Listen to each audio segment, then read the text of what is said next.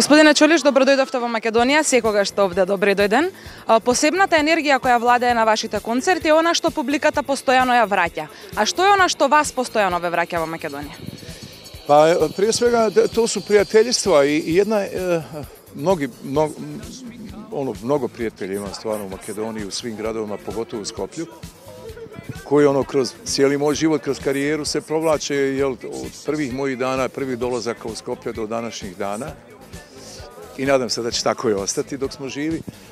Ali evo to što je posebno je nekako i ta energija na koncertima, taj neki muzički dio koji ja radim gledajući profesionalno i taj neki prijem koji je dobar i možda je to i vrsta muzike, možda i neki moj odnos prema publici je toliko lijep i toliko je godinama prisutan da je to nešto što je neraskidivo.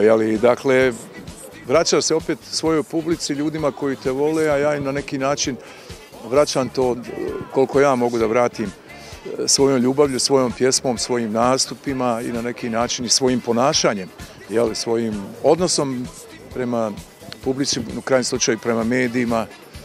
Tako da, teško je riječima izraziti, ali ja kad god dođu u Makedoniju, ja se dobro osjećam. Ili je to neka veza, Sarajevo, Skoplje, bosanska, koja je od ranije poznata u smislu ljudi vole muziku, vole pjesmu i to je nešto što je vezano za Makedoniju. Tako da, vjerovatno je to ta neka energija i sama pjesma i možda i vrsta muzike koja je tako dosta ovdje zastupljena kao popularna muzika. Ali uglavnom ide nam već dobro godinama. Ја сакате ли старата македонска народна песна, македонската храна, македонскиот начин на живот? To je dio tog folklora koji ja volim, nekako smo tu slični.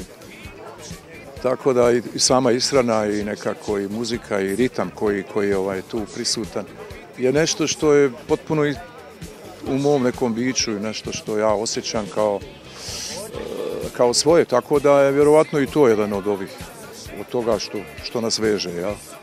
Кога ги имавте оние први настапи во Македонија за време на Југославија, тогаш, мислам, една подруга сплотеност владеело и меѓу народите и меѓу музиката. Што е поразлично од тогаш до денеска? Pa ljudi ostaju isti, bez obzira na granice i na neke državnosti koje se stvaraju. Ja kažem, svako nek ima svoju državu, ali da mi ostanemo ti koji se volimo, koji trgujemo, koji pjevamo zajedno, koji igramo sportske utakmice, da ta kultura koja je ogledalo jednog naroda i među narodima bude ta koja nas veže i to je najvažnije. Ostalo, jedino što mene nervira su granični prelazi, to je nešto što je možda bilo prije izbjegnuto, a sada imamo granične prelaze, ali dobro, nije ni to strašno.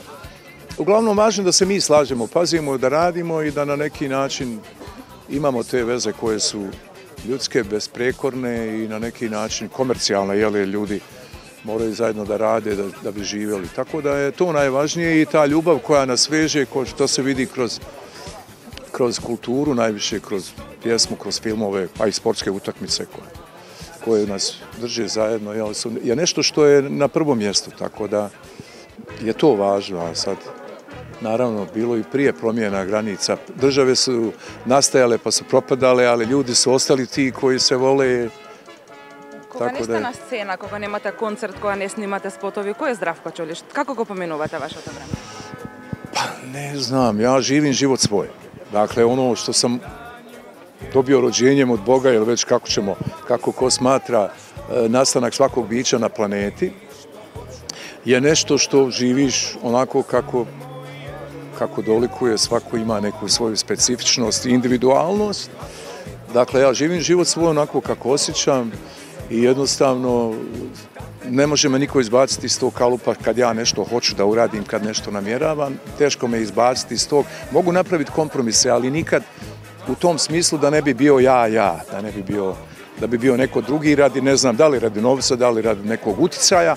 Tako da je to nešto što sam dobio rođenjem i mislim to je nešto u mom biću što ja pokušavam da zadržim da bi bio individua koja je takva kakva je rođenjem stvorena. Mi se svi mijenjamo, naravno, bolje na bolje nego na lošije kroz život, ali kažem, moramo zadržati to nešto što smo dobili rođenjem i mislim da je Zdravko Čolić to što je ne mogu sad o sebi govoriti, ali čovjek koji drugi kažu šta. Pa ja, univerzalno, ne možemo reći da volim samo recimo ono blues i soul, neki američki ili ne znam. Volim i narodnu muziku, moramo priznati. Svaki ambijent u kome se nalaziš zaslužuje određenu muziku. Kad odemo u kafanu, pjevamo narodne pjesme razne, jel tako?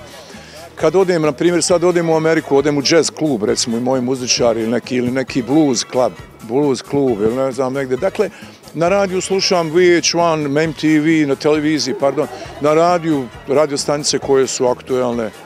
Preferiram neku određenu muziku svjetsku, naravno taj neki svjetski trend, ali znam i sve što je na našem balkanskom prostoru se pojavljuje, tako da je to nešto što je vrlo univerzalno. Ne mogu reći samo da volim jednu vrstu muzike, ali naravno tu spada i rock and roll i sve ono što je i tehnološki nova muzika koju moramo pratiti zato što je to dio nove tehnologije koja nas, pogotovo radi mlađih ljudi, koja nas okružuje. Ali mogu reći da nemam nešto posebno da bi se samo držao jednog pravca i da kažem drugo ne slušam samo to. Tu ne pripadam. Jer svaki ambijent i svaka prilika zaslužuje možda drugačiju muziku. Djelomično i klasiku kad šetaš negdje u prirodi, ne znam, ili gdje hoćeš da se opustiš, da imaš neku svoju, da budeš sam sa sobom, tu bi neka klasična muzika bila uvijek lijepa, instrumentalna, da li neka sonata ili već nešto, tako da sve zavisi od momenta gdje se nalaziš i ljudima s kojim si. U kafani naravno volimo, kad odemo u Ohridu, u Skopju, negdje idu naravno i najviše makedonske pjesme, ali i sevdalinke bosanske koju ja volim. Jer smo na tim pjesmama sevdalinskim, sarajevskim, na Radio Sarajevu i počeo sam na neki način da pjevam, jer kroz te prve sevdalinke sam u stvari propjevao. 15. juni na ovoj prekrasan stadion vo Skopje. Što može da očekuje vaša ta publika? Ki imate, sigurno знаете, буквално од сите генерации. Ние музиката на Здравко Чолич како да имаме наследено од своите родители, знаете. Ne znamo, mislim da ćemo proći kroz ovaj repertoar koji smo, počet ćemo sa nekim starim pjesmama, prvim koji smo pjevali u Skopju kad sam počinjao, jel, to je kao što su sinoć nisu bila tu gori vatre ili neke. Ne znam, napravit ćemo program, bit će tu i ovih starih pjesama, kao uvijek na programu proćemo kroz vrijeme, ali možda malo više temperamentnih pjesama obzirom na ambijent, mada tu naravno dolaze i neke balade koje publika voli.